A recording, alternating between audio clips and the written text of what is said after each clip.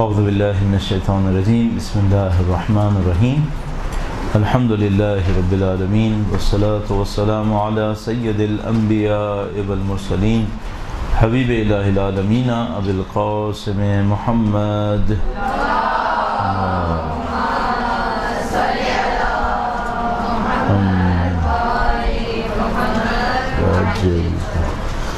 وعلى آلہ الطیبین الطاہرین سیما بقیۃ اللہ فی الارضین قال اللہ تعالی فی کتابہ الکریم بسم اللہ الرحمن الرحیم ونريد ان نمن علی الذین استضعفوا فی الارض ونجعلهم ائمہ ونجعلهم الوارثین. ایک بار پھر درود بھیجے گا محمد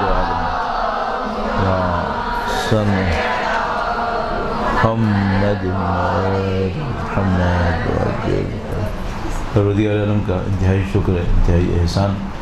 اس نے ہمیں دین کی رہنمائی نصیب فرمائی، قرآن اور اہل بیت اطہار علیہ السلام کی رہنمائی سے ہمیں سرفراز فرمایا.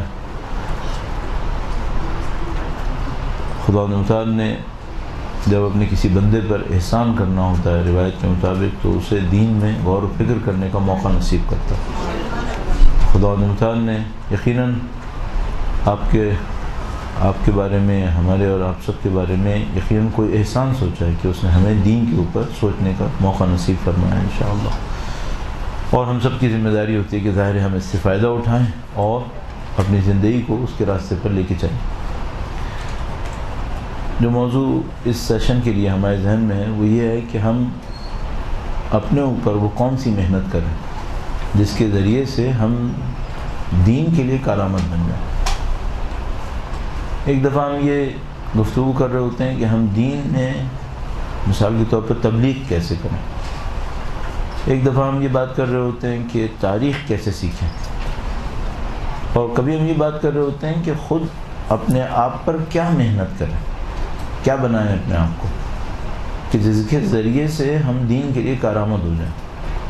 وغیرہ جب ہم یہ کہتے ہیں کہ بھئی اپنے اوپر کیا محنت کریں تو ہمارا لائن آف ایکشن کبھی تو عمومی ہوتا ہے کہ بھئی تقوی اختیار کریں، پرہیزگاری اختیار کریں.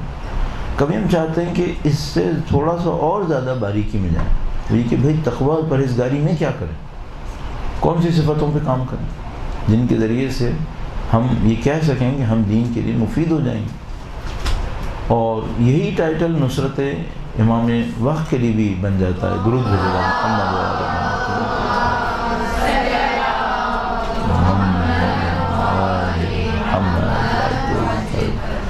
کوئی چاہتا ہے کہ امام کی نصرت کرے، ہم سب جانتے ہیں اور ان مباحث کو ہم کئی دفعہ آپ اور میں سن چکے ہیں، بیان کر چکے ہیں. وہ یہ کہ ہم امام کی نصرت دولت سے نہیں کر سکتے. مثلا کوئی شخص دولت کا انبار لگائے کہ میں امام کی نصرت کروں گا اس دولت سے، نہیں معلوم اس وقت کیا ہوگا، کس طریقے سے دولت کس صورت میں ہوگی، دولت کام آنی بھی ہے نہیں آنی، بچے گی بھی ہے نہیں بچے گی، سب باتیں نہیں ہیں. یا مثلا کوئی کہے کہ میں اسلحے کے ذریعے سے کام کروں گا، ہمیں نہیں معلوم امام کی تشریف آوری پر اسلحہ کون سا ہوگا، اصل موقعیت کیا ہوگی. لیکن جس چیز کے بارے میں ہم سب کو 100% یقین ہے وہ کیریکٹر ہے، وہ ہمارا کردار ہے. شاید پیسہ کام نہ آئے، شاید اسلحہ کام نہ آئے، لیکن ذاتی کردار ہاں یہ کام آئے گا. یہ کسی بھی حالت میں ہو کام آئے گا، چاہے جنگ ایٹمی جنگ ہو، چاہے جنگ پتھروں کی جنگ ہو، چاہے شمشیروں کی جنگ ہو، لیکن کردار کام آئے گا. اور یہ ہمیں کربلا سے بھی سمجھ میں آتا ہے، اہل بیت کی سنت طاہرہ سے سمجھ میں آتا ہے، ان کی سیرت سے سمجھ میں آتا ہے. اب پھر وہی سوال آتا ہے کہ بھئی کردار میں کیا کریں، کن پوائنٹس پہ محنت کریں. اب اس میں یہ ہوتا ہے کہ خود بخود کچھ جگہوں پہ انسان نظر انداز بھی کر دیتا ہے. وہ کس طریقے سے؟ وہ اس طریقے سے کہ اگر میرے سامنے دو راستے ہیں کہ میں اس راستے پہ چل کر بھی اپنے دل کو مطمئن کر سکتا ہوں اور دوسرا ایک اور راستہ بھی ہے اس پہ بھی چل کر اپنے دل کو مطمئن کر سکتا ہوں، تو طبیعت انسان کی یہ ہے کہ وہ آسان راستے کو لے لے گا، وہ آسان راستے کو لے گا. علیکم السلام. تو مثال کے طور پر میرے سامنے دو راستے ہیں، وہ یہ کہ میں اپنے اوپر محنت کروں، اس سے دین کی خدمت کروں، میرا دل مطمئن ہو جائے گا، یا میں دوسروں پہ تبلیغ کروں اور سمجھوں کہ اس سے میں دین کی خدمت کر رہا ہوں. اور کون سا کام آسان ہے؟ دوسروں پہ تبلیغ کرنا. تو میں اس کو چوز کر لوں گا، میں دوسروں پہ بھرپور تبلیغ کر رہا ہوں گا اور اپنے آپ کو مطمئن کر لوں گا کہ جو دین کی بہترین خدمت تھی وہ میں نے انجام دے دی. اور اصل میں نے کیا کیا ہے؟ میں نے کیا ہے کہ جو اس سے زیادہ اہم ایک اور پوائنٹ تھا اس کو میں نے اگنور کیا، اس کو میں نے نظر انداز کیا. اچھا، شیطان ہم انسانوں کی نفسیات کو سمجھنے کا کم سے کم ماہر ہے. وہ ہمارے اندرون خانہ جو دل کے اندر چھپا ہوا ہے ان خواہشات کو بھی جان لیتا ہے. تو مثال کے طور پر اگر میری معنوی ترقی قرآن پڑھنے میں ہو اور کم ترقی نماز پڑھنے میں ہو تو شیطان مجھے کس پہ بہلا لے گا؟ نماز پڑھنے پہ، قرآن پہ نہیں جانے دے گا. اس کو پتہ ہے کہ بھئی میری نفسانی خواہش یہ ہے کہ آسان کام کر کے جان چھڑا لوں، اور اس کو پتہ ہے کہ وہ جو مشکل کام ہے وہ اصلی کام ہے. تو وہ کیا کرے گا؟ مجھے آسان کام کی طرف. اب ایسا ہوگا، میں اپنے دل میں یہ کہہ رہا ہوں گا کم سے کم گناہ تو نہیں کر رہا نا. ہاں ٹھیک ہے، گناہ تو نہیں کر رہے، لیکن جو کر رہے ہو یہ وہی ہے جو تمہیں کر لینا تھا. یہ وہ جگہ ہے جو بہت سخت جگہ ہے. جب انسان کو یہ تشخیص دینا ہوتا ہے کہ وہ جو زیادہ اہم کام تھا وہ کون سا تھا. تو اب میں آپ کی خدمت میں اس عنوان سے عرض کرنے کی کوشش کر رہا ہوں کہ بھئی جو زیادہ اہم کام ہے وہ اپنے اوپر محنت کرنا ہے. میں دوسروں کے لیے تبلیغ کروں، حتی مثلا جیسے میں ابھی آپ کی خدمت میں عرض کر رہا ہوں، دنیا میں کون عقل مند کہے گا کہ یہ کام صحیح نہیں ہے؟ تب کہیں گے اچھا کام ہے. بھئی کسی کو درس دینا یہ کوئی برا کام ہے؟ نہیں، اچھا کام ہے. لیکن سوال یہ ہے کہ اگر میں اس درس دینے پر اپنے دل کو مطمئن کر لوں کہ میں نے دین کی خدمت کر لی، اور جو خود اپنے تزکیہ نفس کے اوپر محنت کرنی تھی وہ نہ کی، تب یہ اچھا کام ہے؟ نہیں، پھر یہ اچھا کام نہیں ہے، مقابلے میں صحیح نہیں ہے. تو میں آپ کی خدمت میں جو ہمارے پاس چند منٹس موجود ہیں اس میں یہ عرض کرنے کی کوشش کروں گا کہ پریسائسلی وہ کون سے پوائنٹس ہیں جن کے اوپر مجھے اور آپ کو محنت کرنی ہے، تاکہ انشاءاللہ ہم اور آپ اس کے اوپر محنت کریں. اور یہ آج کے ایام میں خاص کر دو اعتبار سے اہم ہے. ایک تو کہ ماہ رمضان کی بات کی زمانہ ہے. ماہ رمضان کے اندر انسانوں کے اندر ایک خواہش ہوتی ہے کرنے کی جو ماہ شوال کے اندر تدریجاً کم ہونا شروع ہو جاتی ہے. تو ماہ شوال اس اعتبار سے بہت اہم ہے کہ انسان اپنے لائن آف ایکشن کو بنا لے. اگلے 10-11 مہینے میں نے محنت کیا کرنی ہے، تو آپ اپنے لائن آف ایکشن کو بنانے میں کامیاب ہو جائیں کہ آگے آپ نے کیا محنت کرنی ہے. اور ظاہر ہے میرے اور آپ کے لیے بہت امپورٹنٹ ٹائم ماہ محرم سے پہلے کا بھی ہے کہ بھئی ماہ محرم میں ہم اور آپ میں سے کافی لوگ تبلیغ میں ملوث ہوں گے، انوالو ہوں گے، ملوث پازیٹیو سینس میں. اور اس انوالومنٹ کے اندر ہمیں بہت زیادہ چاہیے ہوگا کہ ہماری اپنی معنوی ترقی ہوئی بھی ہو، کم سے کم اسٹیبلٹی ہو ذات کے اندر. ورنہ کیا ہوتا ہے، مشغولیت، مصروفیت اور وہ جو اپنے اوپر توجہ دینی ہوتی ہے وہ کم ہو جاتی ہے. تو یہ بہت اچھا ٹائم ہے، شوال، ذیقعدہ، ذی الحجہ، 3 مہینے محنت کر لیں. محنت کرنے کے بعد اپنے آپ کو ایک معنوی سطح کے اوپر لے آئیں.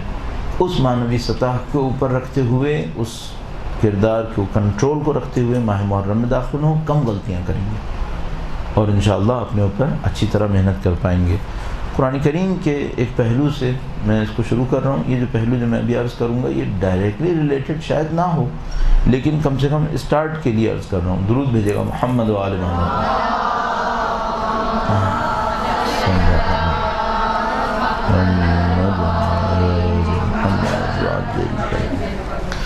قرآن کریم کا مطالعہ ہمارا اصلی موضوع نہیں ہے، لیکن میں اس کو شامل کر رہا ہوں اپنے اس عرض میں. قرآن کریم کے مطالعے میں 2 کام بہت امپورٹنٹ ہیں. پہلی بات تو یہ کہ قرآن کریم کا بیان انتہائی سادہ ہونے کے ساتھ ظاہر ہے کہ علامتی بیان ہے. آپ اس کی علامت کو سمجھ سکیں، یہ بہت بڑا کام ہے. قرآن کریم کے بیان میں علامتی بیان آتا ہے. مثال کے طور پر آپ کا زیادہ وقت لیے بغیر تاکہ ہم کم وقت میں اس کو دیکھ لیں، سورہ حدید آیت نمبر 20، اعلموا انما الحیات الدنیا لعب ولہو وزینۃ وتفاخر بینکم وتکاثر فی الاموال والاولاد. سورہ حدید آیت نمبر 20. یہ جان لو کہ دنیا کی زندگی، خدا تعالیٰ نے دار کا لفظ، دار کا مطلب ہوتا ہے گھر، دار کا لفظ صرف آخرت کے لیے استعمال کیا، دنیا کے لیے زندگی کا لفظ استعمال کیا، اور زندگی بھی اصل زندگی آخرت کو کہا ہے. بس خدا تعالیٰ نے دنیا کو گھر نہیں کہا. گویا دنیا کو ہمیشہ سفر کی جگہ دیکھا ہے قرآن کریم میں، اور دنیا کو اس نے زندگی کہا ہے، اور زندگی کے لیے فرمایا ان دار الآخرۃ لہی الحیوان، اصلی حیات، اصلی زندگی دار آخرت میں۔ بس دو چیزیں ہم یہاں سے پک کر سکتے ہیں، خدا نے دنیا کو دار نہیں کہا ہے، دنیا گھر نہیں ہے، دنیا صرف گزرنے کی جگہ ہے، یہ ہماری زندگی کا ایک پیریڈ ہے صرف۔ اصل زندگی کہاں پر ہے؟ آخرت میں۔ ان دار الآخرۃ لہی الحیوان قرآن کریم میں ہے۔ فرمایا یہ جو دنیا کی زندگی ہے جو کہ گھر تو نہیں ہے، بالآخر ایک پیریڈ ہے، یہ کیا ہے؟ فرمایا لعب و لہو، اگر دونوں ایک ساتھ استعمال ہوتے ہیں تو ہم لوگ دونوں الگ الگ استعمال ہوں تو ایک معنی میں ہو سکتے ہیں کھیل، لیکن اگر دونوں ساتھ استعمال ہو جائیں تو قرآن ایک لفظ کو، دو لفظ کو ایک معنی میں استعمال کبھی نہیں کرتا، جس کو ہم لوگ کہتے ہیں مترادف، دو لفظ ایک معنی دیں، اگر لعب و لہو علیحدہ علیحدہ ہوں تو دونوں ایک معنی میں آ سکتے ہیں، وہ کیا ہے؟ کھیل۔ لیکن اگر دونوں ایک ساتھ ہوں، لعب و لہو ایک آیہ کریمہ میں آ گئے، جیسے کہ اس آیہ کریمہ میں آئے، تو پھر دونوں ایک معنی میں نہیں آ سکتے، کیوں؟ ورنہ ہمیں کہنا پڑے گا قرآن کریم نے ایک ہی معنی میں دو لفظ بول دیے، ایک زیادہ ہو گیا، یہ نہیں ہو سکتا، اس کا مطلب کچھ اور ہوگا۔ فرمایا انما الحیات الدنیا لعب و لہو۔ اب ہم اس کو زیادہ زیادہ کیا کرتے ہیں، ہم لوگ اردو میں ترجمہ کرنے میں کہتے ہیں کھیل اور کھیل کود، کھیل کود میں لعب و لہو دونوں کو نپٹا دیتے ہیں، لیکن میں آپ کی خدمت میں عرض کر رہا ہوں لعب و لہو و زینت، زینت ہمیں پتہ ہے خوبصورتیاں، و تفاخر بینکم، ایک دوسرے کے درمیان فخر فروشی کرنا، مقابلہ کرنا، و تکاثر فی الاموال والاولاد، اور مال اور اولاد میں کثرت۔ بس دنیا کی زندگی 5 پوائنٹ ہیں، لعب ہے، لہو ہے، زینہ، تفاخر اور تکاثر۔ کیا بتانا چاہ رہے ہیں؟ یہاں قرآن کا علامتی بیان آتا ہے، یہ زندگی کے 5 مراحل ہیں، بچپنا، لڑکپن، جوانی، ادھیڑ عمر، بڑھاپا، یہ زندگی کے مراحل ہیں۔ اگر آپ اس کو اس عنوان میں دیکھیں تو یہ پوری آیہ کریمہ آپ کو بہت اچھی لگے گی اور سمجھ میں بھی آتی ہے کہ ایک وقت ایسا آتا ہے، مثلا بیچ میں تیسرا اسٹیج جوانی کا اسٹیج، جوانی کا اسٹیج کیا بتایا یہاں پہ؟ زینت، خوبصورتیاں۔ چوتھا اسٹیج جوانی کے بعد تفاخر، ایک دوسرے کے ساتھ کمپٹیشن، مقابلہ۔ آخری تکاثر، آخری تکاثر ہے، کیا مطلب تکاثر؟ اموال اور اولاد کا تکاثر، کس کی اولاد زیادہ ہے، کس کا مال زیادہ ہے، صحیح؟ تو یہ زندگی کے 5 مراحل بیان ہونے تھے، خدا تعالیٰ نے نہیں لکھا ہے کریمہ کے اندر زندگی کے 5 مرحلے ہوتے ہیں، 1 2 3 4 5، نہیں، ہمیں سمجھنا ہوگا۔ یہ قرآن کریم کا علامتی بیان ہے، اور یہ علامتی بیان روایات کے اندر قرآن کریم میں بہت زیادہ ہے۔ مثلا قرآن کریم کا ایک اور علامتی بیان آپ کی خدمت میں عرض کروں گا، درود بھیجے گا محمد و آل محمد۔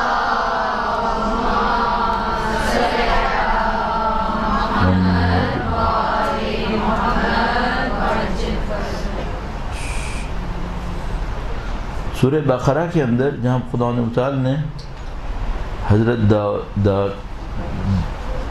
داؤد کا واقعے کو بیان کیا، وہاں پر ارشاد فرماتا ہے کہ جب اللہ نے بنی اسرائیل کے لیے طالوت کو لیڈر بنایا، طالوت کو لیڈر بنایا، اور وہ اپنے گروہ کو لے کے چلے، لشکر کو لے کے چلے، تو انہوں نے ایک جگہ پہ پہنچ کر کہا، آیہ کریمہ میں پڑھتا ہوں، فلما فصل، یہ سورہ بقرہ کی آیت نمبر 249، 249۔ فلما فصل طالوت بالجنود، جب طالوت جنود کو لے کر چلے، لشکر کو لے کر چلے، قال ان اللہ مبتلیکم بنہر، انہوں نے کہا کہ خدا تمہاری آزمائش کرے گا ایک نہر سے، فمن شرب منہ، جو اس نہر سے پی لے گا، فلیس منی، وہ مجھ میں سے نہیں، ومن لم یطعمہ، اور جو اس میں سے نہ پیے، اب ایک میں شرب آیا تھا، دوسرے میں طعام آیا تھا، فإنہ منی، تو وہ میرے میں سے ہے، الا من اقترف غرفۃ بیدہ، سوائے اس کے کہ جو ایک گھونٹ پی لے، اس کے اوپر یعنی الزام نہیں ہے۔ تو خدا متعال نے فرمایا فشربوا منہ الا قلیلا منہم، تو اس قوم نے پانی کو پی لیا، نہر میں سے پی لیا، سوائے بہت کم لوگوں کی۔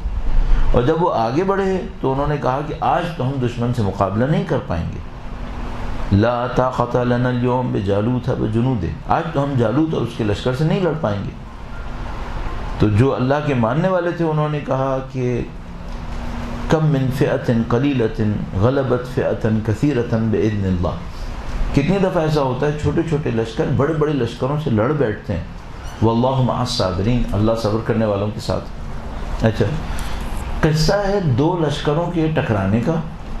دو لشکروں میں نبی کا ایک نمائندہ موجود ہے جو اس کو لیڈ کر رہا ہے، اور وہ اپنے لوگوں سے یہ کہہ رہے ہیں کہ ایک نہر آئے گی جس سے آزمائش ہوگی، جو پیے گا وہ ہمارے ساتھ نہیں ہوگا۔ اور بتاتا ہے قرآن کریم کہ اکثر لوگوں نے پی لیا، پھر وہ دشمن سے نہ لڑ سکے، تو جو بچ گئے انہوں نے کہا کوئی بات نہیں، ہماری تعداد کم ہے، ہم پھر بھی دشمن سے لڑیں گے، کیونکہ خدا کم لوگوں کو بہت بڑے بڑے لشکروں پہ فتح دے دیتا ہے، واللہ مع الصابرین، اللہ صبر کرنے والوں کے ساتھ ہے۔ تو اس بیان سے ہم کیا سیکھیں؟ کیا نہیں لگ رہا کہ یہاں کوئی علامتی کام ہو رہا ہے؟ تو مثال کے طور پر ایک پوائنٹ سے اس علامت کو سمجھنے میں تھوڑی آسانی ہو جاتی ہے، اور یقیناً اس سے زیادہ بات ہو رہی ہے، لیکن ایک انداز یہ ہے۔ تو مثلا جواب میں کہتے ہیں کہ یہ جو نہر ہے جس سے پانی پینے پہ آزمائش ہے، یہ دنیا کی زندگی ہے، یہ دنیا پرستی ہے۔ ہر خدا کا ولی جو آپ کا رہنما ہوا وہ آپ سے یہ کہے گا دنیا پرستی مت کرو ورنہ دشمنوں سے نہیں لڑ سکو گے، دنیا پرستی مت کرو۔ اور خدا متعال بیان فرما رہا ہے کہ اکثر لوگوں نے پانی پیا تھا، کیا مطلب؟ یعنی دنیا پرستی میں پھنس گئے تھے، جب وہ پھنس گئے تو دشمن سے نہیں لڑ سکے، اور کم لوگوں کو پھر یہ مشکل اٹھانی پڑ گئی کہ ان چھوٹے سے گروہ کو بڑے گروہ سے ٹکرانا پڑ گیا۔ البتہ وہ ٹکرائے، انہوں نے کہا کہ اللہ صبر کرنے والوں کے ساتھ ہے، اللہ ہمیں فتح و نصرت دے دے گا۔ صحیح؟ اب یہ بیان صرف ایک علامت کے طور پر ہم سے مطالبہ کر رہا ہے، اور وہ یہ تھا کہ نہر کو ہم کیا ترجمہ کریں گے۔ اگر نہر کو نہر ترجمہ کریں بات سمجھ میں نہیں آتی، لیکن اگر نہر کو ہم مادہ پرستی میں ترجمہ کر دیتے ہیں تو پھر ہمارے لیے معاملہ کسی حد تک واضح ہو جاتا ہے۔ تو اس طرح قرآن کریم کا علامتی بیان بہت زیادہ ہے۔ ایک اور علامتی بیان، حضرت موسیٰ علیہ السلام وادی طور پر پہنچے اور خدا تعالیٰ نے کہا فخلع نعلیک، اے موسیٰ اپنے دونوں چپل اتار دو۔ اور ہمیں مفسرین بیان کرتے ہیں کہ یہ علامتی بیان اس سلسلے میں تھا کہ خدا تعالیٰ چاہتا تھا کہ حضرت موسیٰ علیہ السلام اپنے ذہن میں جو دنیا سے روابط تھے ان تمام روابط کو ختم کر دیں۔ تو وہ مثلا بیوی بچوں کو پیچھے چھوڑ کر آئے تھے، اور وہ اس فکر میں تھے کہ راستہ گم کر چکے تھے، راستہ کھو بیٹھے تھے۔ تو خدا تعالیٰ نے فرمایا فخلع نعلیک، یعنی ان تمام چیزوں کو اپنے ذہن سے نکال دو۔ فخلع نعلیک انک بالوادی المقدس طویٰ، تم طویٰ کی مقدس وادی میں ہو، اب اپنے پاؤں سے وہ جوتے اتار دو۔ تو اب ہم کیا واقعاً یہ سوچیں کہ خدا جوتے اتروانے کی بات کر رہے تھے یا کچھ اور کہہ رہے تھے؟ یہ قرآن کریم کا علامتی بیان ہے، اور اس علامتی بیان میں ظاہر ہے ہمیں روایات مدد دیتی ہیں، ورنہ ہمیں اس میں بہت ساری تفسیر برائے بھی ہو سکتی ہے، بہت ساری چیزوں میں تفسیر برائے ہو سکتی ہے، تو اس میں روایات کی مدد سے ہمارے لیے کام آسان ہو جاتا ہے۔ اچھا، اب قرآن کریم نے متقین کی علامت کو دو جگہ بیان کیا ہے۔ آپ جب قرآن کریم کو پڑھ رہے ہیں تو میں نے کہا تھا دو پوائنٹس بہت امپورٹنٹ ہیں۔ ایک تو یہ کہ علامتی بیان کو سیکھتے رہیں کہ علامتی بیان میں اصل کیا ہے، خدا تعالیٰ نے ہم سے چاہا کیا ہے، اور دوسری بات یہ تھی کہ خدا تعالیٰ اس طرح کبھی بھی نہیں لکھے گا کہ اس کی 5 نشانیاں ہیں، 1 2 3 4 5، یہ کبھی خدا تعالیٰ نہیں کرے گا۔ روایت میں تو کبھی کبھی ہوتا ہے ایسا، آئے کریمہ میں ایسا نہیں ہوتا۔ آئے کریمہ میں کیسے ہوتا ہے؟ آئے کریمہ میں اس طریقے سے ہوتا ہے جیسے یہ متقین کی صفتوں کو بیان کیا گیا ہے۔ سورہ زاریات آیت نمبر 15 سے 19 تک، ان المتقین فی جنات وعیون، متقین جنتوں کے اندر ہیں، باغوں کے اندر ہیں اور نہروں کے اندر ہیں۔ آخذین ما آتاہم ربہم، یہ خدا سے لے لیتے ہیں جو کچھ ان کے رب نے دیا وہ لے لیتے ہیں۔ یہ انہم کانوا قبل ذلک محسنین، یہ اس سے پہلے احسان کرنے والوں میں تھے، ابھی تک کوئی نشانی نہیں آئی، اب نشانی آئی، کانوا قلیلا من اللیل ما یہجعون، یہ رات میں بہت کم وقت میں سویا کرتے تھے، رات میں کم سوتے تھے ایک بار، وبالاسحار هم یستغفرون، اور سحر کے وقت اللہ کے حضور استغفار کرتے تھے 2 بار، وفی اموالہم حق للسائل والمحروم، ان کے مال میں حق تھا سائل کے لیے، سوال کرنے والے کے لیے، اور محروم شخص کے لیے۔ ایک اور آیت کریمہ میں کم از کم یہ تھا وفی اموالہم حق معلوم، پہلے سے طے شدہ حق ہے، حق معلوم بھی تھا، للسائل والمحروم۔ تو یہ آپ کو کتنی علامتیں مل گئیں یہاں پہ؟ ایک لحاظ سے 4 علامتیں مل گئیں۔ ایک، متقین محسنین ہوتے ہیں، پہلی بات، چلو یہ کو علامت نہیں تو پھر 3 علامتیں۔ نمبر 1، رات کو کم سوتے ہیں، دوسری بات سحر کے وقت استغفار کرتے ہیں، تیسری بات ان کے مال میں سوال کرنے والے اور محروم شخص کے لیے حصہ ہوتا ہے۔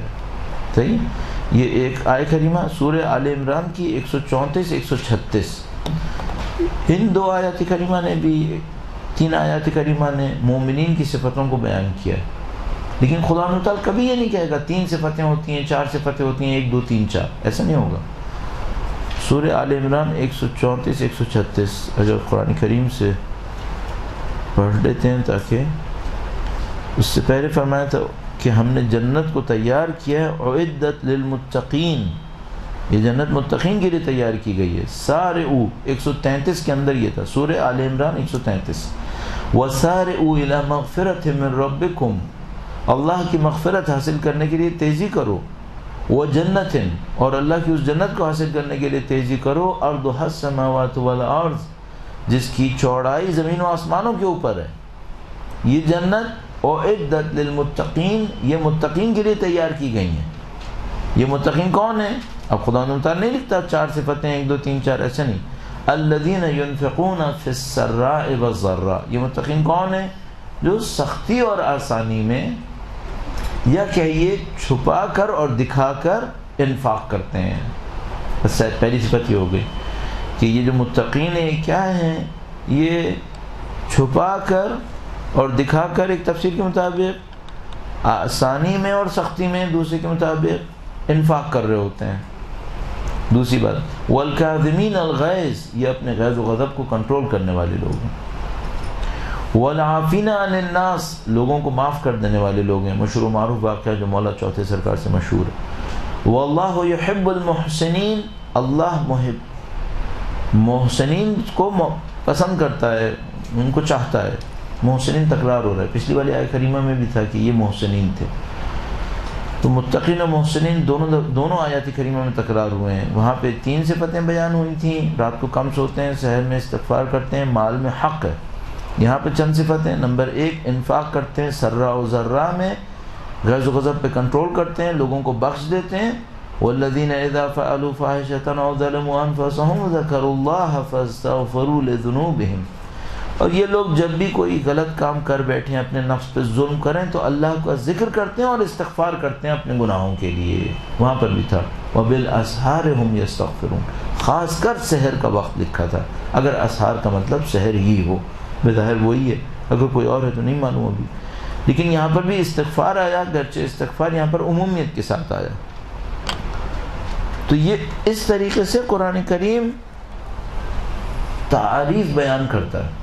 متقین یہ ہو گئے جو آپ کے سامنے چند صفتوں میں آیا۔ اچھا، اب آپ نے کیا کرنا تھا؟ ہمارا اصلی موضوع کیا تھا؟ ہمارا اصلی موضوع یہ تھا کہ ہمیں محنت کیا کرنی ہے۔ اچھا، آپ کے سامنے کتنی نشانیاں آ گئیں؟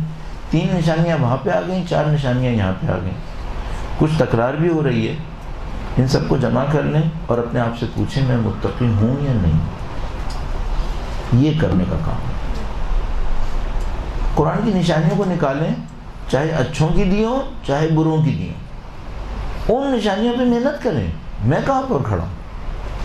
اب دیکھیں، بات کرنے میں تو بہت ہی آسان ہے، ظاہر ہے ہم لوگ بات شروع ہی اس سے کر رہے ہیں کہ میں مومن ہوں اور تم مومن، معاملہ ختم۔ لیکن قرآن کریم کو بھی دیکھنا پڑے گا کہ بھئی قرآن کریم نے کس کو لکھا ہے، اور یہ وہ کام ہے جو کرنے کا کام سمجھ میں آتا ہے کہ بھئی آپ اور میں اس بات کو ڈھونڈیں کہ اگر ہم قرآن کریم پر ہمارے کردار کو پیش کیا جائے تو قرآن کریم جو گریڈ ہمیں دے رہا ہے، جو ٹائٹل ہمیں دے رہا ہے، وہ ٹائٹل کون سا ٹائٹل ہے؟ مثلا قرآن کریم نے ان مشترکہ طور پہ 7 علامتوں کو بیان کیا ہے متقین کا ٹائٹل دینے کے لیے. بالآخر یہ ٹائٹل مل رہا ہے یا نہیں مل رہا؟ صحیح. اب مثال کے طور پر چونکہ ٹائٹل کی بات آئی تو میں ایک اور چیز عرض کروں. سب سے بڑا ٹائٹل قرآن کریم میں کیا ہے؟ مثلا ایک تو وہ ہوتے ہیں جو خدا و تعالی منسوب کرتا ہے، مثلا نبی ہے، امام ہے، خدا و تعالی منسوب فرماتا ہے. لہذا مثلا حضرت ابراہیم علیہ السلام کو اذ ابتلی ابراہیم ربہ بکلمات فاتمہن فقال انی جاعلک للناس اماما انی جاعلک، یہ خدا منسوب کرتا ہے. ایک وہ چیز ہے جس کی طرف خدا ہم سے کہتا ہے تم اس مقام پر پہنچو. صحیح. وہ کون سے؟ تو جو آخر میں جن مقامات کو ہم دیکھ پائیں گے قرآن کریم میں، وہ ایک ایسا ٹائٹل ہے جس کا میرے خیال میں ہمارے ہاں کچھ زیادہ ذکر بھی نہیں ہے. وہ کیا ہے؟ مثلا آیات کریمہ دیکھیے کہاں کہاں پر آیا ہے. اللہ نے اپنے نبی سے فرمایا قل رب زدنی علما، رب زدنی علما. دعا کیا بنی ہے اس کے اوپر؟ رب زدنی علما وعملا وَأَلْحِقْنِي بِالصَّالِحِينَ. خدا مجھے ملحق کر دے صالحین سے. صالحین سے ملحق ہونے کی دعائیں انبیاء نے کی ہیں. یہ بڑی عجیب بات نہیں؟ صالحین کون سا ایسا ٹائٹل ہے جس پہ پہنچنے کی دعائیں انبیاء نے کی ہیں؟ مثلا حضرت سلیمان اپنی تمام تر حکومت کے بعد خدا و تعالی سے دعا کرتے ہیں خدایا مجھے صالحین میں ملحق کر دے. درود بھیجے گا محمد و آل محمد.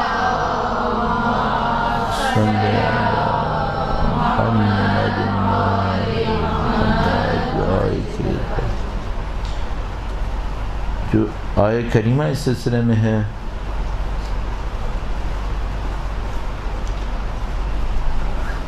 صالحین کون لوگ ہیں؟ سورہ آل عمران آیت نمبر 114. یؤمنون باللہ والیوم الآخر ویأمرون بالمعروف وینہون عن المنکر ویسارعون فی الخیرات واولئک من الصالحین. صالحین گروہ اس میں منحصر نہیں ہے، یہ لوگ بھی صالحین میں سے ہیں. کون لوگ ہیں؟ اللہ پہ ایمان لاتے ہیں، یوم آخر پہ ایمان لاتے ہیں، امر بالمعروف کرتے ہیں، نہی عن المنکر کرتے ہیں، نیکیوں کے لیے تیزی دکھاتے ہیں. یہ بھی صالحین میں سے ہیں، صالحین میں سے ہیں. حضرت عیسیٰ علیہ السلام کے لیے جب بات ہوئی تو فرمایا کہ من الصالحین، صالحین میں سے ہیں. وَيُكَلِّمُ النَّاسَ فِي الْمَهْدِ، حضرت عیسیٰ کے بارے میں بشارت ہو رہی کہ وہ جھولے میں انسانوں سے بات کریں گے. وَكَهْلًا وَمِنَ الصَّالِحِينَ، صالحین میں سے ہوں گے. تمام جگہ آپ دیکھیں گے یہ عجیب بات ہے، صالحین کوئی بہت بڑا ٹائٹل ہے. حضرت سلیمان کو جو میں آپ کی خدمت میں عرض کر رہا تھا سورہ نمل آیت نمبر 19، جب چونٹی نے کہا کہ سب بلوں میں گھس جاؤ، لا یحتمنکم سلیمان وجنودہ وہم لا یشعرون، کہیں سلیمان اور ان کا لشکر تمہیں پیس نہ دیں اور انہیں پتہ بھی نہیں چلے گا.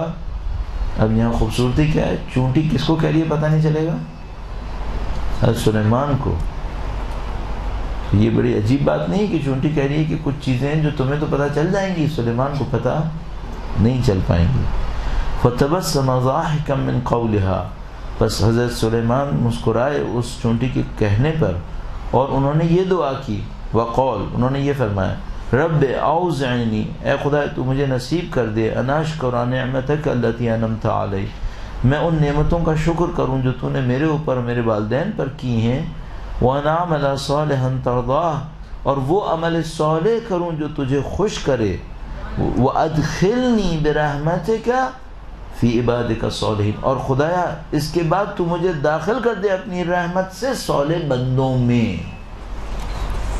یعنی وہ فرما رہے ہیں یہ صالح بندے کو ایسا ٹائٹل ہے، میں عمل صالح تو کر سکتا ہوں تیری دی ہوئی طاقت سے، لیکن صالحین میں خود کو کاؤنٹ نہیں کروا سکتا، یہ تو ہی کاؤنٹ کروائے گا مجھے. ایک عجیب بات ہوئی کہ ہم عمل صالح کر کر بھی یہ نہیں مطمئن ہو سکتے کہ صالحین میں سے شمار ہو جائیں گے. تو یہ صالحین کوئی بہت بڑا ٹائٹل ہونا چاہیے. اس کے اوپر آپ جتنا قرآن کریم میں صالحین کو سرچ کریں اور غور کریں تو آپ صرف دیکھیں گے کہ پریشانی اور حیرت میں اضافہ ہوتا ہے کہ یہ کون سا ایسا ٹائٹل ہے. اچھا ہم لوگ کیا کریں؟ آپ کی خدمت میں عرض ہوا کہ بھئی آپ علامتی بیان کو استعمال کریں، قرآن کریم کی تعاریف کو استعمال کریں، کچھ پوائنٹس کو اپنے اندر نکالنے کی کوشش کریں. یہ قرآن کریم کے ذریعے. اگر روایات کے ذریعے کہیں تو میں 2 روایتیں آپ کی خدمت میں عرض کرنا چاہوں گا کہ ان 2 روایتوں میں دیکھیں کہ ہم سے کیا مانگا جا رہا ہے کہ ہم کیا بن جائیں. درود بھیجے گا محمد و آل محمد.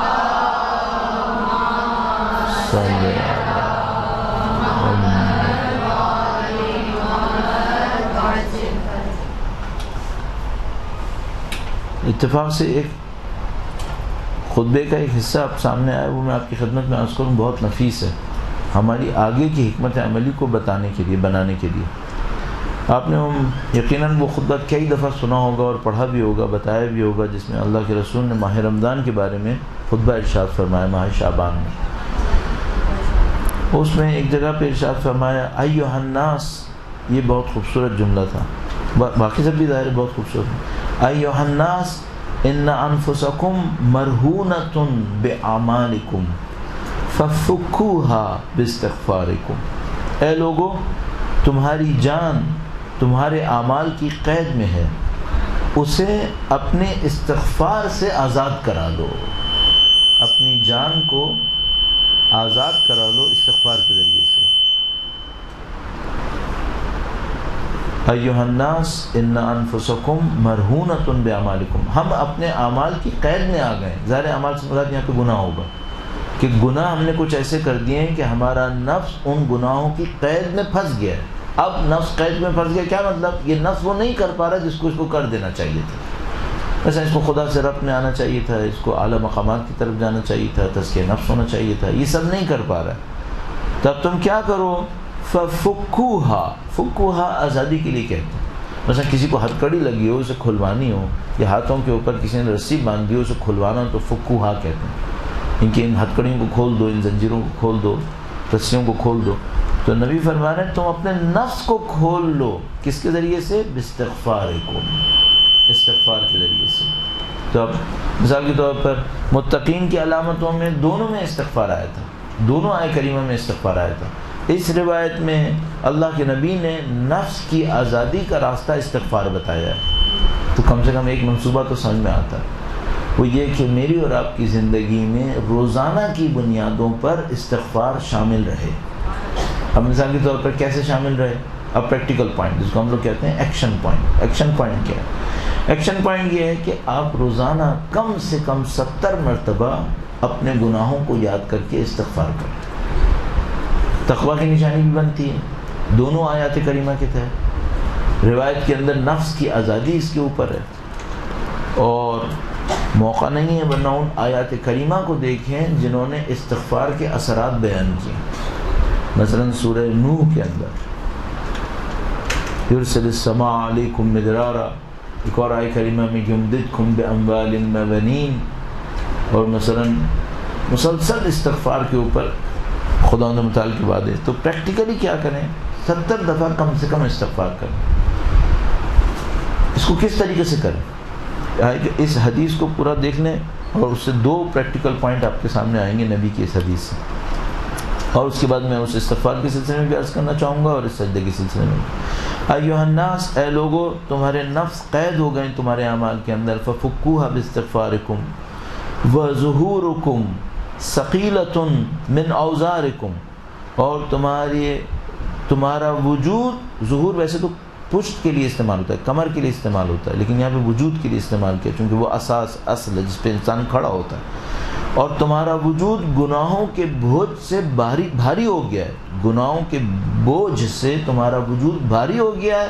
اب کیا کرو؟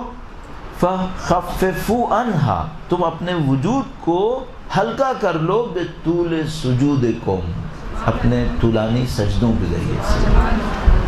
بہت نفیس ایک حدیث ہے. بہت خوبصورت. یا ایھا الناس انا انفسکم مرہونۃ باعمالکم ففکوها باستغفارکم وظہورکم ثقیلۃ من اوزارکم فخففوا عنها بطول سجودکم. 2 ایکشن پوائنٹ پتہ چلے. نمبر 1 استغفار اور نمبر 2 طویل سجدہ. ایسے استغفار کیسے کریں؟ اس کو تھوڑا سا اگر پریکٹیکلی لے لیں تو پہلی بات تو یہ کہ مثلا کم سے کم 70 مرتبہ. 70 ہی کیوں؟ 100 کیوں نہیں؟ 100 کر لیں. 70 عربی میں استعمال ہوتا ہے کثرت کے لیے. جہاں کہیں کہنا ہو کہ کثیر تو 70 کہہ دیتے ہیں. ممکن ہے کہ پریسائسلی 70 نمبر بھی ہدف ہو، لیکن زیادہ تر 70 کثرت کے لیے استعمال کر رہے ہوتے ہیں. لیکن چلیے ہم 70 کو 70 لے لیتے ہیں، 70. تو آپ 70 دفعہ استغفار کریں. استغفار کیسے کریں؟ حتی الامکان کوشش کریں کہ 70 مرتبہ استغفار میں ہمیں پرانے گناہ یاد آ جائیں. اچھا مشکل یہ ہے کہ انسان کی عمر جب زیادہ ہو جاتی ہے تو پرانے گناہ یاد کہاں رہتے ہیں؟ تو وہ کیسے یاد کریں؟ اس کے کئی طریقے بیان کرتے ہیں. مثال کے طور پر وہ یہ سوچے کہ آج میں 70 مرتبہ استغفار کروں گا اور صرف ان گناہوں کو سوچوں گا جو میں نے زندگی میں آنکھوں سے کی. آج 70 مرتبہ استغفار کروں گا، صرف ان گناہوں کو سوچوں گا جو ممکنہ طور پہ میں نے کانوں سے کیے ہوں. اسی طریقے سے مثلا 70 مرتبہ آج استغفار کروں گا خواہشات نفسانیہ کے اوپر، دنیا پرستی کے اوپر، شہرت طلبی کے اوپر، جاہ طلبی کے اوپر جو میں نے زندگی میں کی. اتنا دہرائے روزانہ اس 70 کو کہ اللہ انشاءاللہ پچھلے تمام گناہوں کو اس کے اندر شامل کر لے. زندگی کو تقسیم کر سکتے ہیں. مثلا یہ کہے کہ میں 70 مرتبہ استغفار کروں گا، مثلا پہلے 10 استغفار زندگی کے پہلے 15 سال کے لیے، پھر 10 استغفار بعد کے 5 سال کے لیے، پھر بعد کے 2-3 سال کے لیے، پھر بعد کے 1 سال کے لیے. اس طرح تقسیم کر. مثلا زندگی کے کچھ پوائنٹس ہوتے ہیں جو انسان کی زندگی کو علیحدہ کرتے ہیں. مثلا فرض فرمائی میں سوچوں میں زندگی کا وہ وقت جب میں ایران گیا تھا تو میں اتنے مرتبہ استغفار کروں ان گناہوں کے لیے جو میں نے ایران جانے سے پہلے کیے ہوں، پھر وہ کروں جن جو ایران رہ کے کیے، پھر وہ کروں جو ایران آنے سے بعد کیے. تو اگر میں ہر روز مختلف انداز میں گناہوں پہ استغفار کرتا ہوں، مثلا ایک دن استغفار رکھوں ان گناہوں کے لیے جو صلہ رحم میں کیے ہیں، مثلا 10 دفعہ استغفار کروں والدین کے ساتھ کیے جانے والے گناہوں میں، 10 مرتبہ اعزاء اقربا جو مثلا چچا ماموں وغیرہ تھے، 10 مرتبہ وہ جو میں نے ہمسایوں کے ساتھ کیے ہوں. اگر روزانہ کر لینا تو یہ آپشن پھر آپ کے پاس آتے رہیں گے کہ آپ ہر روز استغفار کا انداز تبدیل کرتے رہیں اور اس کے لیے مغفرت طلب کرتے رہیں. تو رسول گرامی نے فرمایا کہ تم استغفار کر کے اپنے نفس کو جو قید ہو گئے ہیں گناہوں کے اندر ان کو آزاد کر سکتے ہو. اچھا یہ بہت خوبصورت تعبیر ہونی چاہیے. ظاہر اگر کوئی انسان قید میں ہوتا ہے اور کوئی انسان آزاد ہوتا ہے تو دونوں میں فرق کیا ہوتا ہے؟ مثلا فرق یہ ہوتا ہے کہ جو قید میں ہوتا ہے وہ اپنی مرضی سے کچھ نہیں کر سکتا، جو آزاد ہوتا ہے اس کے پاس امکان ہوتا ہے کہ اپنی مرضی سے کچھ کرے. اس کا مطلب کیا ہے؟ جب تک میں گناہوں کے بوجھ میں رہوں گا شاید اپنی مرضی سے قرآن بھی نہیں پڑھ پاؤں گا. پڑھنا چاہوں گا لیکن نہیں پڑھ پاؤں گا. اور میں اور آپ جانتے ہیں کہ کتنی مرتبہ ایسا ہوتا ہے ہم اچھائی کا ارادہ کرتے ہیں اور نہیں کر پاتے. اس کا مطلب ہے کہ یہ استغفار کا معاملہ ہمیں وہاں پر بھی مدد دے گا. طول سجود کو ہم کیا کر سکتے ہیں؟ طول سجود میں ہم بہت اچھا ایک بہت آسان کام کر سکتے ہیں. ایک تو یہ کہ جب میں اور آپ قرآن کریم پڑھتے ہیں تو کچھ آیتیں ہمارے پاس ایسی آتی ہیں جن کو پڑھ کر ہمارے نفس پہ اثر ہوتا ہے، ہمارے نفس پہ اثر ہوتا ہے اس کا، اچھی لگتی ہیں. مثال کے طور پر مثلا جیسے حضرت موسیٰ علیہ السلام اس مشکل کے وقت میں درخت کے نیچے بیٹھے ہوئے تھے، کچھ سمجھ میں نہیں آ رہا تھا کہ میں کہاں جاؤں، تو وہ ایک آیت کریمہ فرما رہے تھے، ربی انی لما انزلت الی من خیر فقیر، اے خدایا میں اس بھلائی کا محتاج ہوں جو تو میرے اوپر نازل کرے. صحیح. مثلا آپ ایک دن سجدے میں جائیں، اس آیت کریمہ کو دہرانا شروع کر دیں اور اس کے مفہوم کے ساتھ. بہت خوبصورت ایک آیت کریمہ جو دہرانے میں واقعاً بعض لوگوں کو بہت لطف دیتی ہے. وہ وقت ہے جب حضرت یوسف علیہ السلام کے بھائی ان کے پاس پہنچے. جب قحط سے گھبرا کر حضرت یوسف علیہ السلام کے پاس پہنچے، اور وہ واقعہ ہو چکا تھا جب ظاہری طور پہ بھائی کے سامان میں سے پیالہ نکل آیا تھا اور ان کو روک لیا گیا تھا، اور وہ والد کے پاس گئے، انہوں نے کہا کہ تم جاؤ، دوبارہ جاؤ اور جا کے ڈھونڈو۔ اب وہ جو دوبارہ آئے تو اب بہت شرمندہ تھے، کیوں؟ مال میں سے پیالہ نکل چکا تھا، لیکن بھوک کی وجہ سے آنا بھی پڑا تھا۔ تو انہوں نے آ کر جو خطاب کیا وہ قرآن کریم نے لکھ دیا، یا ایھا العزیز مسنا وآحدنا الضر۔ میں آپ کی خدمت میں آیت کریمہ پڑھتا ہوں، سورہ یوسف آیت نمبر 88۔ فلما دخلوا علیہ، بس یہ بھائی جب حضرت یوسف علیہ السلام کے سامنے آئے تو انہوں نے یہ کہا، قولوا، یہ بہت خوبصورت حصہ ہے۔ جب میں کہتا ہوں خوبصورت ہے میں ڈرتا ہوں بعض اوقات کہ کیا اس کا مطلب ہے باقی خوبصورت نہیں، باقی بھی خوبصورت ہے، یہ زیادہ ہمیں سمجھ میں آ رہا ہے۔ یا ایھا العزیز، اے حاکم۔ اب سامنے عزیز کون ہے؟ حضرت یوسف ہیں۔ آپ عزیز خدا کو لے سکتے ہیں، حاکم اصلی تو خدا ہی ہوتا ہے۔ یا ایھا العزیز، اے حاکم، مسنا واہلنا الضر، ہمیں اور ہمارے گھر والوں کو سختی کا سامنا ہے۔ وجئنا ببضاعۃ مزجاہ، اور جو کچھ ہم اپنی طرف سے لے کر آئے ہیں وہ بہت حقیر ہے، ہماری جمع پونجی بہت حقیر ہے۔ فأوف لنا الکیل، تو اے حاکم تو وزن کو ہمارے لیے پورا کر دے، یعنی اگر اس کے اوپر گندم دے گا جو پیسہ ہم لائیں تو وہ تو گندم بہت تھوڑا سا رہ جائے گا، ہم تو کم لائیں، ہم تو اپنی جو کچھ جمع پونجی لائیں وہ بہت حقیر لائیں، لیکن تو ہمارے لیے وزن کو پورا کر دے، وتصدق علینا، باقی ہمیں معاف کر دے۔ ان اللہ یجزی المتصدقین، اور اے خدا تو جانتا ہے کہ صدقہ دینے والوں کو خدا جزا دیتا ہے۔ اے حاکم، اب ذرا تصور کریں اگر یہ جملے آپ خدا سے اپنے بارے میں کہہ دیں کہ اے حاکم مسنا واہلنا الضر، اے خدایا ہمیں دنیا اور دنیا میں زندگی کی وجہ سے گناہوں کا خسارہ اٹھانا پڑ گیا۔ وجئنا ببضاعۃ مزجاۃ، اور جو عمل خیر ہم لے کر آئیں وہ بہت حقیر ہے، یہ تیرے سامنے پیش کرنے کے قابل نہیں ہے۔ فأوف لنا الکیل، اے خدا تو ہمارا وزن پورا کر دے، تو ہمارے اعمال کا جو خسارہ ہے اور گھاٹا ہے اس گھاٹے کو تو پورا کر دے، وہ قیمت نہ مانگ ہم سے، تصدق علینا، ہم پر معاف کر دے، اس کو ہم پر معاف کر دے۔ تو آپ کو ممکن ہے یہ جملے کہنے میں مزہ آئے تو سجدہ کریں یا مثلا قنوت کریں، لیکن یہاں پہ گفتگو سجدے کی ہے تو سجدے میں جائیں، اس طرح کی آیات کریمہ، اس طرح کے بیانات اہل بیت اطہار علیہ السلام، اس کو میں اور آپ تکرار کریں، تھوڑا اپنے دل کو نرم کر لیں، اور اس کے بعد کیا کریں؟ اس کے بعد پھر ہم اپنی زبان میں خدا سے کلام کرنا شروع کریں، اپنی زبان میں خدا سے بات کرنا شروع کریں۔ اس سے جو آپ کی معنویت کو ترقی ملے گی۔ اور اس میں بات کرنے میں کیا کریں؟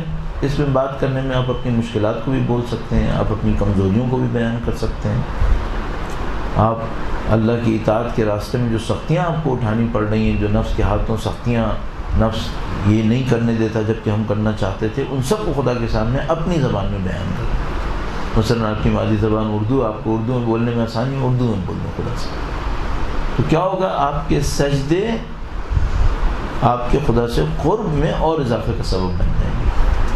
تو دو ایکشن پوائنٹ ہمیں سمجھ میں آتے ہیں زندگی میں روزانہ کرنے کے، ایک تو ایک ہے استغفار کثرت سے کریں، اور وہ میں نے عرض کیا، اور دوسرا میں نے سجدے کی سلسلے میں آپ کی خدمت میں عرض کیا، اور دونوں کو عرض ہوا کہ یہ اللہ کے رسول کے اس مشہور معروف خطبے سے ہے جو انہوں نے ماہ رمضان کے لیے ارشاد فرمائے تھے۔ درود بھیجیں محمد وعلیہ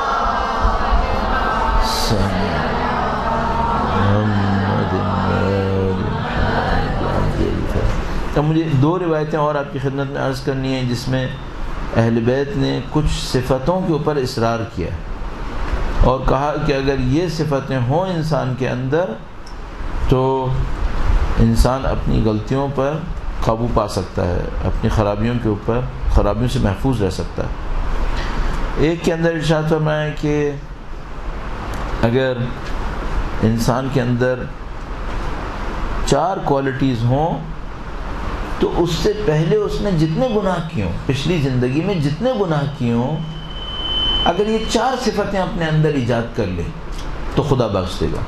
روایت رسول گرامی سے بیان ہوئی ہے، اللہم صلی علی محمد اچھا، آپ کو یاد دلا رہا ہوں کہ ہم کس پہ گفتگو کر رہے تھے؟ ہم گفتگو اس بات پہ کر رہے تھے کہ ہم ماہ شوال میں اپنے لیے کوئی لائن آف ایکشن بنا لیں، کوئی حکمت عملی بنائیں، اس حکمت عملی کے اوپر ہم عمل کریں گے تاکہ انشاءاللہ ماہ محرم تک پہنچتے پہنچتے ہماری معنویت میں اور اضافہ ہو جائے، اور انشاءاللہ ہم ماہ رمضان کے جو بھی فائدے تھے اسے ہم خدا نہ کرے کھو نہ بیٹھیں، اگلے سال تک ہمیں مدد ملے۔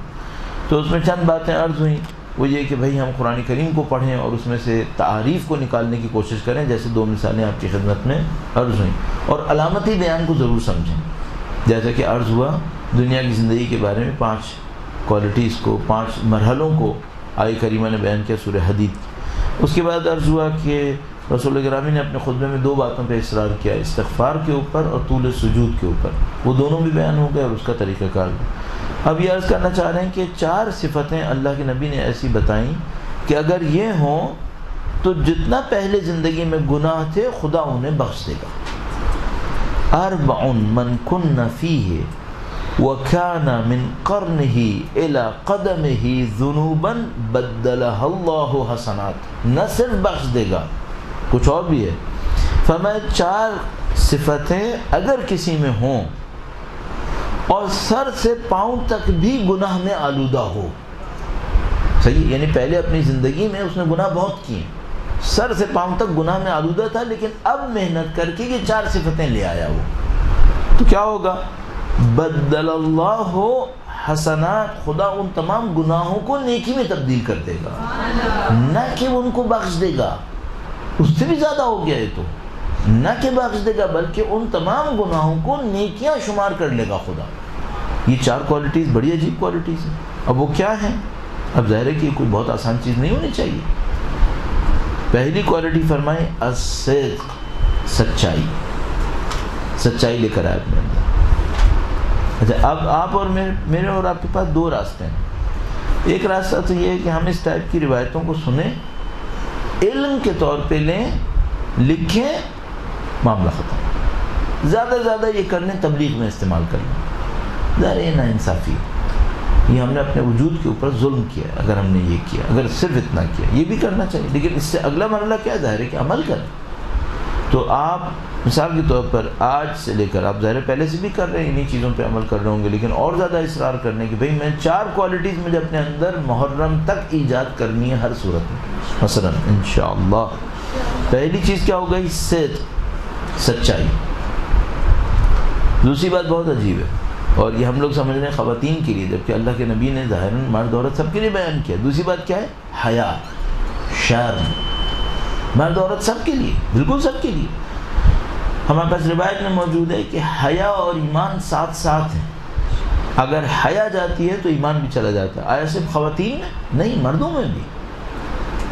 دوسری بات حیا۔ اچھا، حیا کسے کہتے ہیں؟ مثلا ایک حیا وہی ہے جو ماشاءاللہ آپ لوگ پردے کے ذریعے سے کر رہے ہوتے ہیں، یہ حیا کی علامت۔ ایک اور حیا کیا ہے؟ ایک اور حیا یہ ہے کہ میں کسی کو ضرورت میں دیکھ رہا ہوں اور کچھ نہیں کر رہا، یہ بے حیا ہی نہیں۔ میں انتظار کر رہا ہوں کہ پہلے وہ میرے سامنے گڑ گڑائے پھر میں کچھ کروں، نہیں، بے حیا ہی نہیں۔ حیا کیا ہے؟ حیا یہ ہے کہ جب تم نے دیکھ لیا کہ وہ مشکل میں ہو، کچھ تو کر لو۔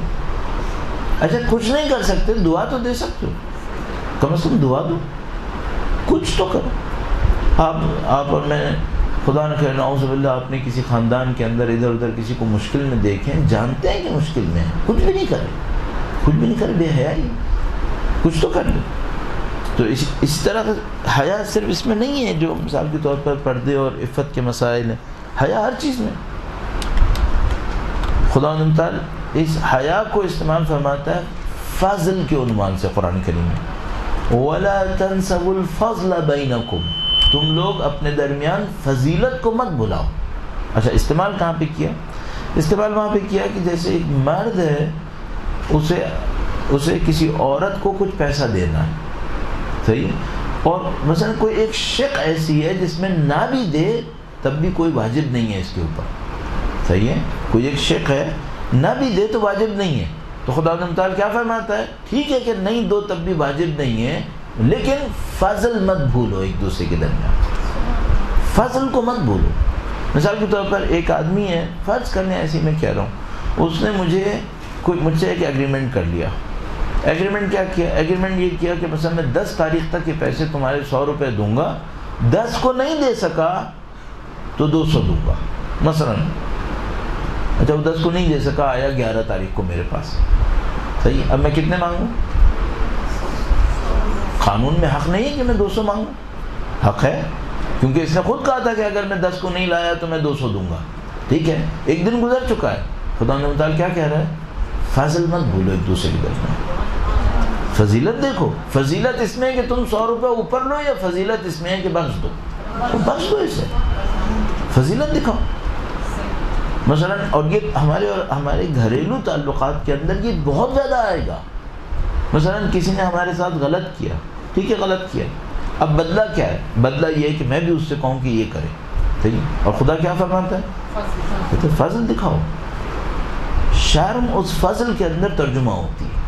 اگر کسی کے اندر شرم ہوئی تو فضل دکھائے گا، اور اگر شرم نہیں ہوئی تو وہ فضل نہیں دکھائے گا۔ ہمیں اور آپ کو فضل کی دعوت دی گئی ہے، نہ کہ، اور پھر ایک اور بہت خوبصورت بات ہے، ہم خدا سے فضل چاہتے ہیں یا عدل چاہتے ہیں؟ تو پھر انسانوں پہ فضل کیوں نہ کریں؟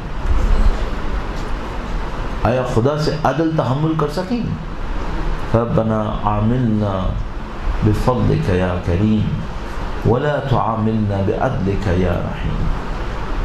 اے کریم ہم سے فضل کا معاملہ کر، اور اے رحیم ہم سے عدل کا معاملہ نہ کر۔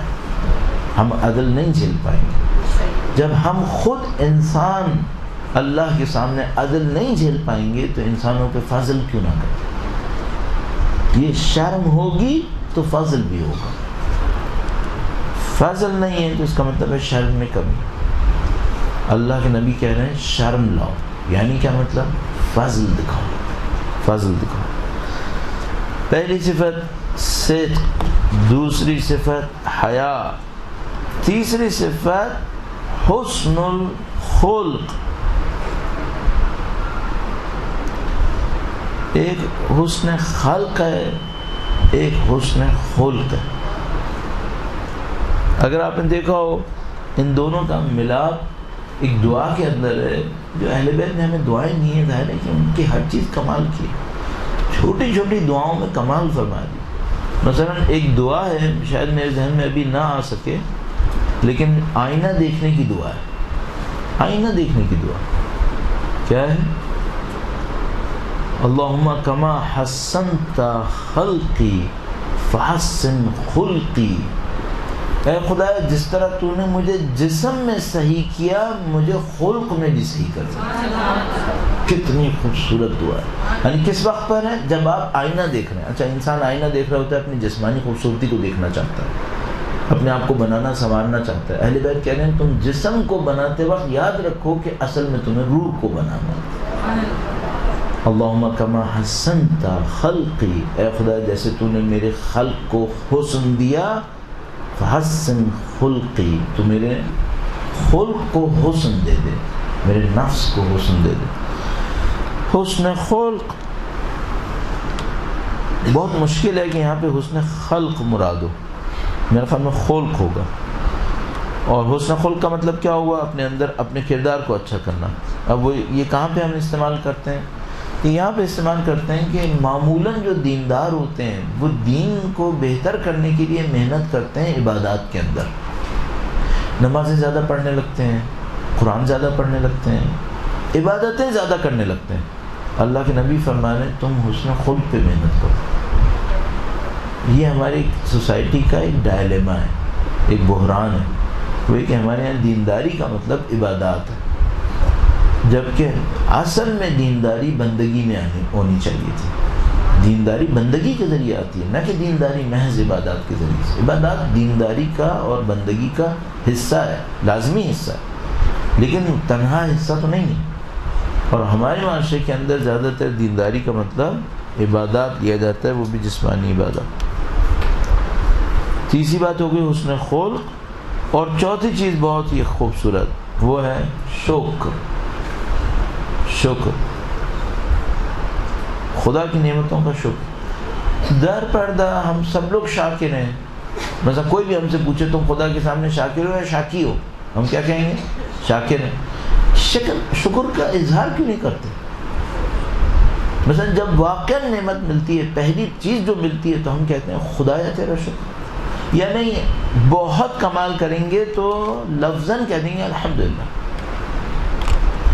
شکر جب انسان کوئی کر رہا ہوتا ہے, آیا اس کے دل کے اندر کوئی احساس ہونا چاہیے یا نہیں ہونا چاہیے؟ دل میں احساس ہونا چاہیے.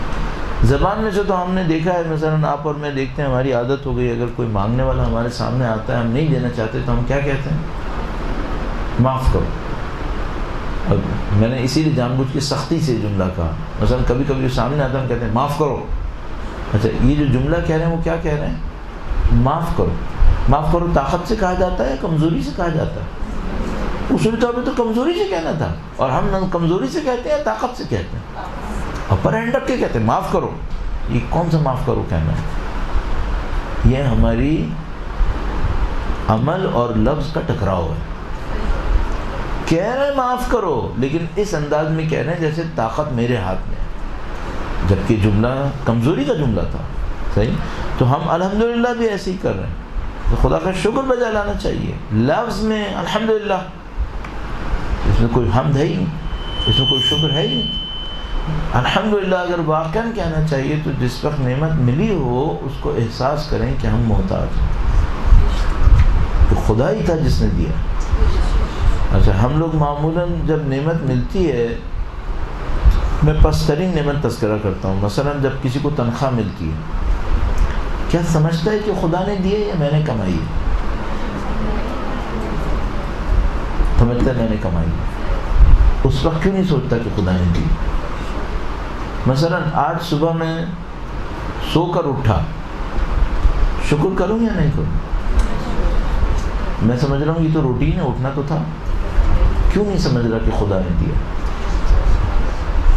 مثلا آپ نے 2 رکعت نماز پڑھی, 4 رکعت نماز ظہر پڑھ لی, شکر کروں یا نہیں کروں؟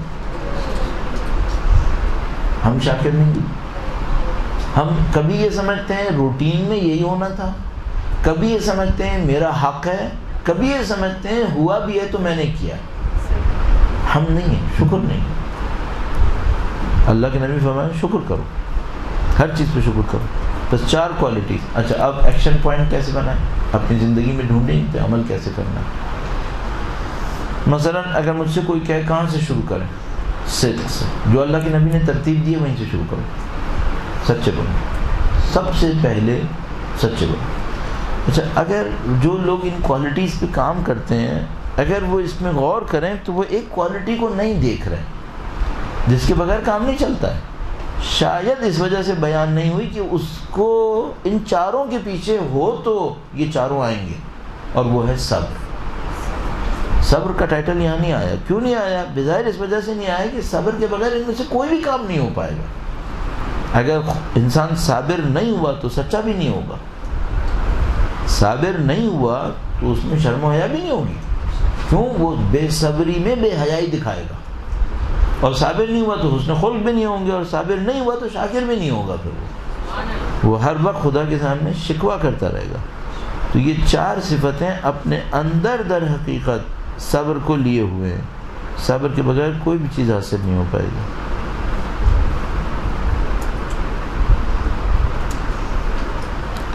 ایک روایت اور آپ کی خدمت میں عرض کروں اور اس کے بعد اختتام پذیر کرتے ہیں. درود بھیجے گا محمد و آل محمد.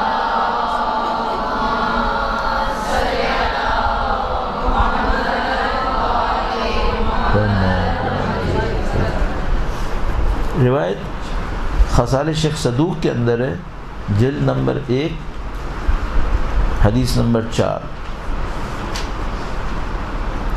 آپ کو پتہ ہے خصال کی ترتیب کیا ہے؟ خصال شیخ صدوق عدد کی روایات کو بیان کرتی ہے.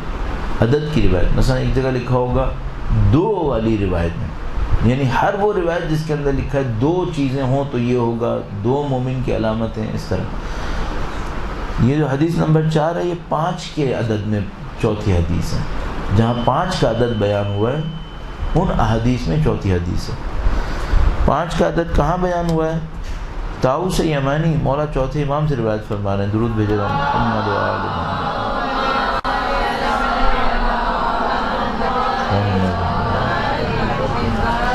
اچھا، ہمارے ان روایت کو بیان کرنے کا ہدف کیا ہے کہ آپ ان سے ایکشن پوائنٹ بنائیں گے اپنے لیے، کہ آپ ان سے اپنی زندگی کے اندر اگلے 2-3 مہینے میں عمل کے لیے جگہ بنائیں گے۔ دیکھیں اس کو چیک کریں پہلے ہے یا نہیں۔ فرمایا مومن کی 5 علامتیں ہیں۔ طاؤس یمانی نے کہا کہ مولا وہ بیان فرما دیں۔ امام نے اس طرح سے بیان فرمایا۔ نمبر 1 فرمایا تنہائی میں بھی خوف خدا احساس کرے۔ نمبر 1 تنہائی میں بھی خوف خدا احساس کرے۔ نمبر 2 اب دیکھیں یہ علامتیں مومن کی ہیں، یہ مسلمان کی بات نہیں ہو رہی ہے، مومن یعنی ایک کسی ہائر لیول کی بات ہو رہی ہے۔ تنہائی میں بھی خوف خدا کو ملحوظ رکھنا۔ نمبر 2 تنگ دستی میں بھی صدقہ دے، تنگی میں بھی صدقہ دے۔ نمبر 3 مصیبت پہ صبر کرنا، یعنی مومن اور مصیبت تو ہے ہی ہے، اب مومن مصیبت کے اوپر یا صابر ہے یا نہیں ہے۔ مومن کی علامت یہ ہے مصیبت پہ صابر،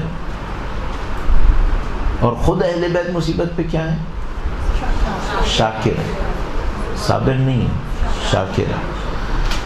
مصیبت پہ صبر کر۔ نمبر 4 اپنے غصے پہ کنٹرول رکھے۔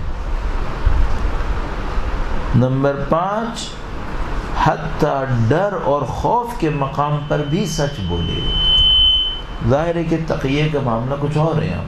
یہ ڈر و خوف وہ ہے جو چھوٹی چیزوں کے اوپر جن سے ہمیں نہیں ڈرنا چاہیے، ان جگہوں پہ جہاں پہ ڈر و خوف ہے وہاں پر بھی انسان نعوذ باللہ تعالیٰ کسی وجہ سے جھوٹ بول دے، مثلا دنیا کی چند چیزوں کو حاصل کرنے کے لیے۔ تو فرمایا مومن کی 5 علامتیں، خلوت میں بھی خدا کو ملحوظ رکھے۔ مثلا میں ایسی ایک بات آپ سے عرض کرنے کی کوشش کروں گا، تو یہ کہ ہم ابھی بیانات کے اندر مثلا ہم آپ کی خدمت میں عرض کر رہے ہیں، آپ کہیں بجا کے مجلس پڑھتے ہیں، آپ اور میں جب امام کا نام لیتے ہیں معصوم کا تو درود پڑھتے ہیں الحمدللہ۔ جب آپ تنہائی میں امام کا نام سنتے ہیں تب بھی درود پڑھتے ہیں، اس کو چیک کریں۔ مثلا جب ہم لوگ مجلسوں کے بعد زیارت پڑھتے ہیں تو القاب کے ساتھ پڑھتے ہیں، جب تنہائی میں نماز کے بعد زیارت پڑھتے ہیں تو اسی طرح پڑھتے ہیں، اسی تفصیل سے پڑھتے ہیں، اسی طرح سے کھڑے ہوتے ہیں۔ اگر ایسا نہیں ہے تو میں ایک سوال اپنے آپ سے پوچھوں گا، یہ ہمارے ظاہر اور باطن میں فرق کیوں ہے؟ کیوں یہ فرق؟ اس کی ایک وجہ سمجھ میں آتی ہے، وہ یہ کہ بہرحال کچھ لوگوں کے اثر میں، ورنہ دیکھیں نا آپ نے نماز کے بعد جو زیارت لوگوں کے سامنے پڑھائی ہوتی ہے وہ اتنی چھوٹی نہیں ہوتی، بعض اوقات گھر میں چھوٹی پڑھتے ہیں، کیوں؟ وہاں پہ بھی اتنی پڑھیں۔ تو میں مشورے کے طور پہ عرض کروں گا گھروں میں بھی جو نماز پڑھیں کم سے کم ایک زیارت پوری پڑھیں، اتنی جتنی مجلسوں میں پڑھتے ہیں، کم سے کم ایک۔ چلیے باقی میں کبھی انسان کہہ دے کام تھا اس وجہ سے نہیں کیا، کم سے کم ایک زیارت پوری پڑھیں۔ اسی طریقے سے مثلا آپ کی اور میری عادت ہے کہ جب ہم لوگوں کے سامنے ہوتے ہیں ان کا نام آتا ہے تو ہم درود بھیجتے ہیں، آپ کہیں تنہائی میں بھی بھیجیں تاکہ ہمارے خدا نہ کرے ہم ان لوگوں میں سے نہ ہو جائیں جن کے ظاہر اور باطن میں فرق ہوتا ہے۔ کیوں بنے ایسا؟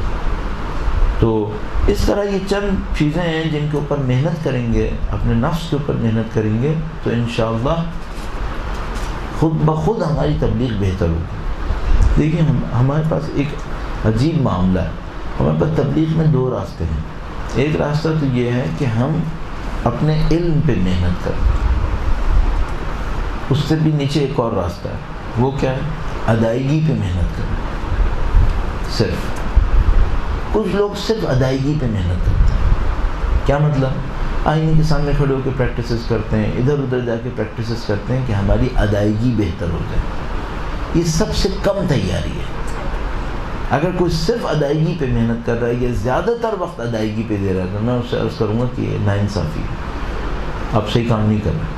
چلیے آپ ادائیگی پہ محنت کرنا چاہتے ہیں کر لیں، لیکن اس پہ سب سے زیادہ وقت دیں، یہ ناانصافی ہے۔ بس ایک گروپ ہوگا جو ادائیگی پہ محنت کرے گا، میرے خیال میں اگر وہ اس عادت کو صحیح طریقے سے استعمال نہ کرے تو اس کا انجام اچھا نہیں ہوگا، وہ مشکل میں پھنس جائیں گے۔ دوسرا گروہ وہ ہوگا جو علم پہ محنت کرے گا، علم پہ محنت کرے گا۔ علم پہ محنت وہ نہیں ہے کہ ہم دوسروں کا رٹ رٹ کے بولنا شروع کر دیں، علم پہ محنت یہ ہے کہ واقعاً اپنے اندر بھی اسلام کی حقیقت کو سمجھنے کی کوشش کریں۔ تیسرا گروہ وہ ہوگا جو ان دو کے ساتھ کم از کم اگر کوئی ادائیگی پہ نہ بھی محنت کرے، میرا خیال ہے، پتہ نہیں کیوں میں اس بات کا معتقد ہوں کہ ادائیگی پہ نہ بھی محنت کرے تب بھی چل جائے گا، لیکن کر لے ٹھیک ہے، معاشرے کے تقاضے ہوتے ہیں۔ نمبر 1 ادائیگی پہ محنت، نمبر 2 علم پہ محنت، نمبر 3 عمل پہ محنت کرنا، عمل پہ محنت کرنا۔ جتنا آپ کا عمل پہ محنت بڑھتا جائے گا خدا علم بھی بڑھائے گا۔ اور وہ جو ہمارے پاس حدیث شریف ہے وہ آئیڈیل ہے، میں قبول کرتا ہوں کہ آئیڈیلزم ہے وہ، یعنی آئیڈیل سچویشن میں یہ ہوگا، لیکن اس سے کم پر بھی ہوگا۔ اللہ کے دین میں معمولاً ایسا ہے، دیکھیے روزے میں ایسا ہو سکتا ہے کہ آپ روزے میں افطار سے 5 منٹ پہلے کوئی روزہ توڑ دے تب بھی گناہ ہے، چاہے صرف 5 منٹ پہلے رہ گئے۔ تزکیہ نفس میں ایسا نہیں ہوتا۔ اگر آپ کو 100 تزکیے کرنے تھے 90 کیے تو کیا کوئی ثواب نہیں ملے گا؟ ثواب ملے گا۔ اللہ کے نبی نے ہمیں قانون دیا، فارمولہ دیا، وہ کیا؟ جو 40 دن تک اللہ کے لیے خلوص اختیار کرے خدا اس کی زبان پر علم اور حکمت کے چشمے جاری کرے۔ جو 40 دن تک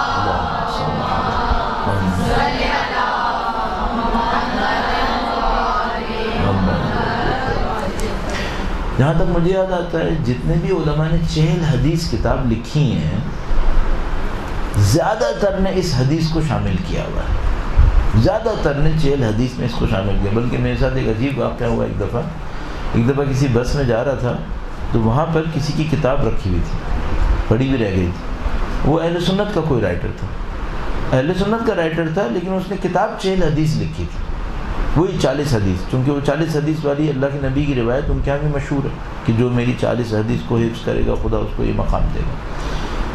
اس 40 حدیث میں پھر یہ حدیث شامل تھی، اس میں بھی یہ شامل تھی۔ اور کون سی حدیث ہے؟ کہ جو 40 دن تک اللہ کے لیے خلوص اختیار کرے گا خدا اس کی زبان پر علم اور حکمت کے چشمے جاری کر دے گا۔ اگر اس کی عربی میں ابھی آپ کی خدمت میں عرض کر سکوں، درود بھیجے گا محمد و آل محمد۔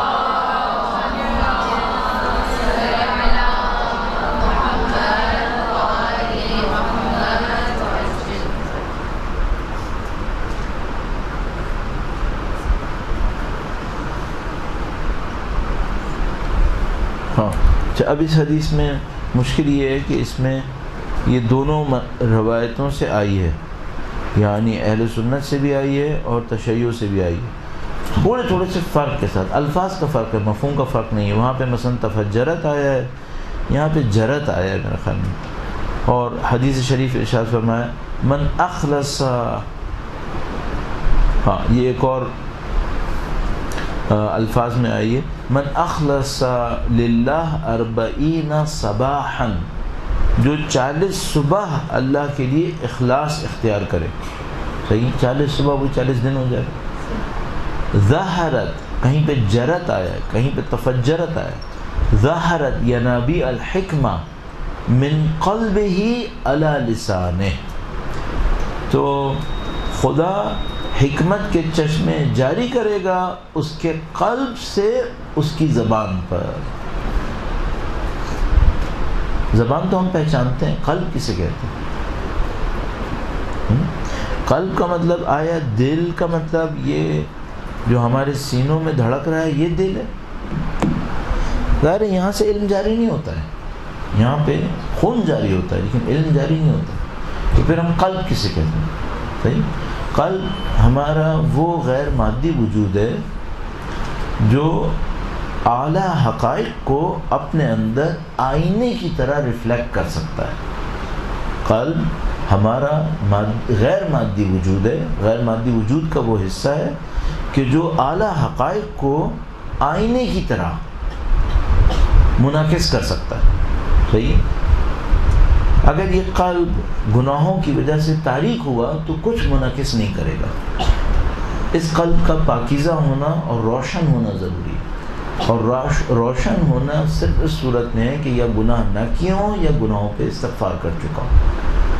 تو قلب ہمارے وجود کا وہ حصہ ہے، یہ اعلیٰ حقائق کو اپنے اندر منعکس کر سکتا ہے۔ یہ اعلیٰ حقائق جو منعکس ہوتے ہیں یہ عمل کے اندر جاری ہوتے ہیں اور زبان پر بھی جاری ہو سکتے ہیں۔ اصل کام اس کا ہمارے عمل میں جاری ہونا ہے، لیکن زبان پہ بھی جاری ہو سکتے ہیں۔ اور فرمایا کہ اگر کوئی 40 دن تک اخلاص اختیار کرے تو خدا نمبر 1 اس کے قلب کو اتنا پاکیزہ کر دے گا کہ وہ اعلیٰ حقائق کو منعکس کر سکے، اور نمبر 2 ان اعلیٰ حقائق کو زبان پہ جاری بھی کر سکے۔ کبھی بھی آپ کو زندگی میں موقع ملے قلب کے بارے میں ضرور پڑھیں، اور قرآن کریم میں قلب کے بارے میں ضرور دیکھیں قلب قرآن کریم کس کو تعبیر فرماتا ہے۔ آیت اللہ مصباح ہزلی کی ایک کتاب قرآن کریم کے معارف کو بیان کر کے لیے معارف قرآن کے نام سے، اس معارف قرآن کی پہلی جلد تھی انسان شناسی، اس کا بھی اردو میں ترجمہ میرے خیال میں خلاصے میں کم از کم ہوا ہے۔ اس انسان شناسی کتاب کے اندر انہوں نے قرآن کی ان اصطلاح کو بیان کیا ہے جو انسان کے اعضاء و جوارح پر، مثلا قرآن کریم نے بصر کہا ہے، کیا مطلب ہے؟ سمع کہا ہے، اس کا مطلب کیا ہے؟ مثلا خدا تعالیٰ نے قرآن کریم میں بعض لوگوں کو اعمیٰ کہا ہے، اندھا کہا ہے، اس کا مطلب کیا ہے؟ وہیں پر انہوں نے اس اصطلاح قلب کو بھی تفصیل سے بیان کیا۔ آپ کو جب کبھی موقع ملے یا تو اس کتاب کے ذریعے سے یا دوسری کتب کے ذریعے سے یا سادہ سا ایک کام کریں، قرآن کریم میں قلب ڈھونڈیں کہاں آیا، اتنے ایپ مل جاتے ہیں ہمارے پاس، اتنے سرچ انجن سے قلب ڈھونڈیں، آیات کریمہ نکالیں، ان کو اسٹڈی کرنا شروع کر دیں، تو آپ کو خود بخود احساس ہوگا کہ قلب کیا چیز ہونی چاہیے۔ پھر روایات ظاہر ہے آپ کے پاس موجود ہیں، میزان الحکمہ کے اندر قلب کا چیپٹر نکالیں اور اس کو دیکھنا شروع کر دیں۔ جزاکم اللہ خیر۔ برحمتك يا أرحم الراحمين، وصلى الله على محمد وآله الطاهرين۔